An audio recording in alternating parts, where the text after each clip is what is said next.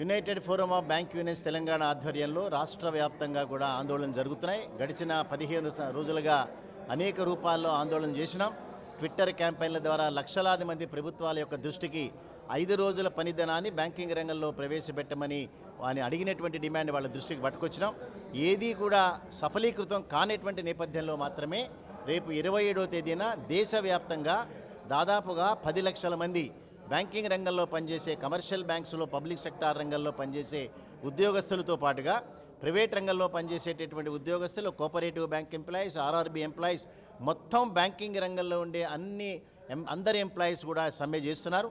27వ తేదీ సమ్మె ఆరంభం మాత్రమే.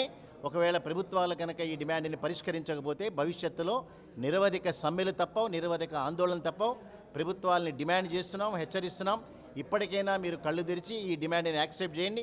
5 రోజుల పనిదినం ఆల్రెడీ బ్యాంకింగ్ ఇండస్ట్రీలో ఇంట్రడ్యూస్ అయ్యింది. అనేక ఫైనాన్షియల్ ఇన్స్టిట్యూషన్లో ప్రభుత్వ ఉద్యోగస్తులు కూడా ఉన్న 5 రోజుల పనిదినాన్ని ఒక్క బ్యాంకింగ్ రంగంలో ఇంప్లిమెంట్ చేయడానికి మీకు వచ్చే అభ్యంతరం ఏమిటో మాకు తెలియదు. అంతే తప్పనిసరిగా 27వ తేదీ సమ్మెతోనైనా మీరు కిందకి దిగిరండి.